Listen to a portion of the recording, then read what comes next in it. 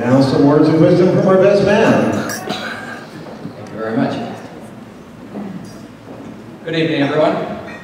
Great to see you here. I'm really excited to be here. This is fantastic. This is the first of the 2 weddings that I've managed to actually get to.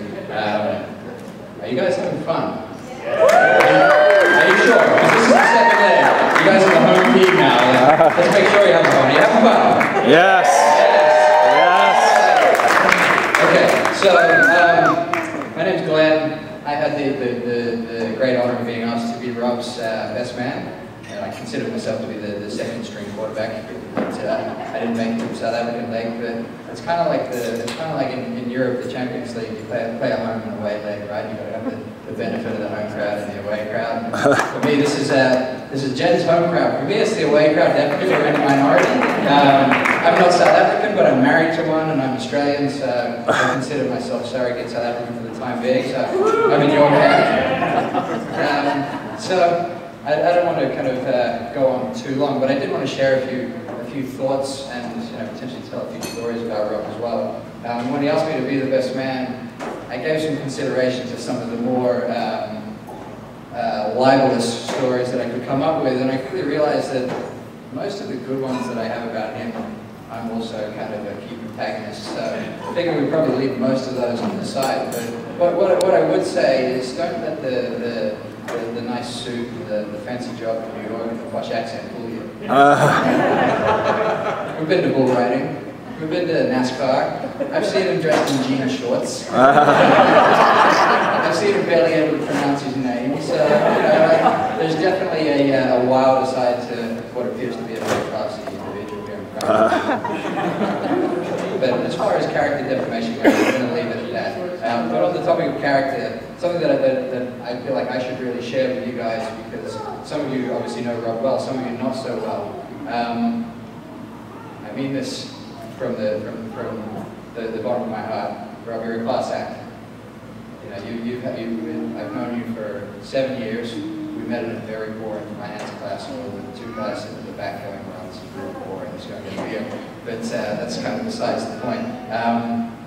You've been through some good times and some bad times since I've known you, and through that whole process, you never questioned why you never kind of blamed yourself or doubted yourself. And when Jen came into your life, that was kind of one of the key milestones where we saw it immediately. We knew that this was something special, and that you guys had a special connection.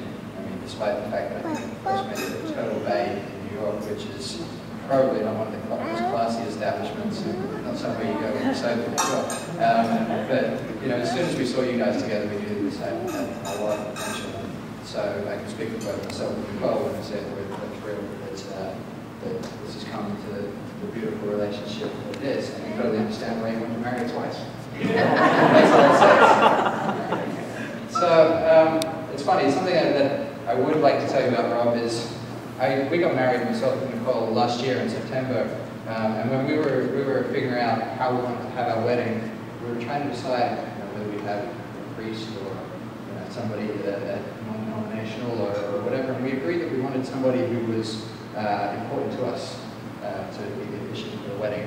And we were actually in the car, we were driving up to Tahoe, California, and we said, what about friends? Is there anyone we know that perhaps we'd like to be the officiant at our wedding? And we both had the same answer, and Rob was the guy. So we called him up from the car on the way up to go skiing, and I said, hey dude, I don't know what you're doing at the moment, but sit down for a second. And I know you've never done this before, but how do you feel about being the officiant at our wedding? And he jumped at it. I'm like, are you sure? He's like, yeah, absolutely. And I said, you've got a week to think about it, perhaps change your mind, because it's kind of a big responsibility. Obviously, we trust you with it, but we want to make sure you don't screw it up, so think about it first before you say yes. And he was like, no, I'm absolutely certain. So Rob came to our wedding last year, and it was amazing. I stood up the front and was obviously blown away by the circumstance and the gravity of the day. But then Rob did a fantastic job. He spoke for about half an hour. There wasn't a dry eye in the house. And afterwards, my parents' friends who come from Australia were like, wait, let me get this right. You shipped the officiant out from New York for the wedding? And I'm like, no, that's my buddy Rob. And they're like, what, does weddings? How do you know him? I'm like, no. that's my buddy Rob, this is his first time. So people were pretty amazed that he'd done such a great job, and it was really important to us. And it says a lot that he chose you first, but it says a lot more that he took it so seriously and did such a great job. And I know you guys saw the exchanging vows this afternoon. It kind of gives you a flavor of what Rob is like in a situation like that. And for us, it was really special. And I know that there's been some good feedback since. And there's a second gig going, from what I hear, right over there. So we now have a repeat customers. So if finance doesn't work out, you I don't want to go on too much longer, but can I tell another story about him? Is that okay? Anybody too? Okay. So this one's pretty innocent, but back in, we met in 2004, I would say, but back in 2005, we were kind of at the early stages of our romance, if you will. And he calls me up and he says, "I'm moving house. Do you mind if you come and help me on the weekend?" I'm like, "Yeah, no worries, that's fine." But it's July in New York and it's 95 degrees and you can smell the garbage rotting on the side of the roads. It was really, really stinking hot day. And he's moved out of this place. He was trying to grow up. So he'd been living with 3 other dudes all in their mid-20s, and decided it was time to branch out on his own. So we get his stuff out and chuck it on the U-Haul, and he didn't have that much stuff. He had this big couch. I'm thinking, okay, this is going to be interesting getting into the new place, because he said, "Oh, it's a walk up on the Upper West Side." I'm like, all right, this is going to be fun. And I walk up the fence. 2 flights? Oh, it's just one. Right, okay. But we get it there, and the couch is wider than the hallway, of course. So we're like maneuvering it down the hallway and get to the stairs. The stairs go up and to the right, and then to the right again. Very, very narrow. And of course, we get this couch halfway up, wedged in, maneuvered it however we could, and I get stuck. It's not going anywhere. So there's pushing and shoving and pulling and trying to back it down the stairs and bring it back up, and it's 100 degrees in there, and there's no air circulating. He's a sweaty man at the best of times. So it wasn't good being on the other end of that couch, I tell you. But we eventually had to call the, what was it, the couch surgeon? Yeah, so this guy came and cut the couch open and took it upstairs and just put it all back together. It was pretty amazing, but in New York City, what are you going to do? But at that time, kind of, I think for Rob, that was a big deal that I helped him out with that, and that was kind of, where we knew that we were actually really good mates, and kind of went from there. So the day that I got nice seats for the Yankees and A-Rod hit his 500th home run, and I was downstairs letting Rob in. That was, kind of a test of the relationship. That was one of the low points. But I do want to thank you very much for the wedding and being there for me and being there for Nicole. You guys are very important to us. I also want to thank you for introducing me to the linen suit. Very happy with it. I was telling a few people just before this, I wasn't planning on telling the audience this, but I'm going to. I was telling people, I went to Macy's to try on a linen shirt to go with it, and it was pretty much see-through, which in San Francisco can be a good thing.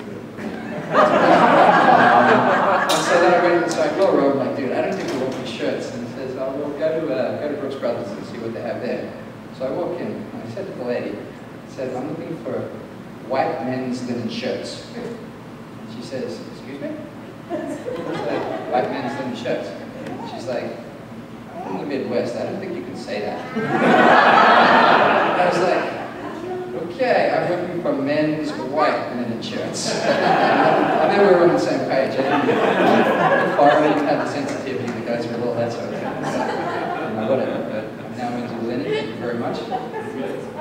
So, enough with the stories, I think, for now. I don't know if anybody wants to hear it. You probably don't, so we'll move on. Jennifer. Lee, Parker, Gordon, Brown. It's a long name. The kid's going to hate you. You're going to hate coming back into the US through customs and immigration. Fill in your name in the little form. You're going to be out of spaces. It's going to be a real pain if you choose to go with the full-barrel surname. I have a friend who also has 4 surnames. I call them Dom 4 names, so you're now Jan 4 names. I hope that's okay. I think it's quite funny. Alright, well, you look spectacular. I went through all of your photos, all 650 of them from that South African wedding. They were fabulous. we have photographer Andy. But you look spectacular then, you look spectacular now.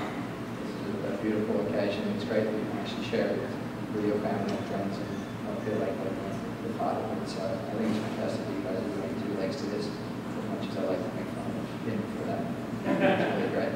And as you know, you're a class act. You've now got this fancy degree and you work with the CNBC and you've got all sorts of other people knocking on the door now. And, it's really great. It seems like things are really about to take off. So very, very happy for you. We were talking about it earlier, but success begets success. It feels like we're all kind of moving in the right direction. So I'm very excited for what comes next. Hopefully when you're a big shot, just talk to us. So that's really about it, to be honest. You're probably all hungry and need a drink, so I won't go on too much longer. But if you do have a glass in front of you, I'd like to toast the two most important people in the room, the barman. Oh wait, there's a bit more. Really though, I'd like to propose a toast to the bride and groom. Wait a minute. Easy. Okay, so here's to the groom. The bride's up there. Here's to the bride. The groom's so rare. I'm sure you'll have a very happy, healthy, and productive life together. I'm sure you'll have beautiful children. I hope we can all be there for you all the anniversary. Cheers. Cheers. Yes.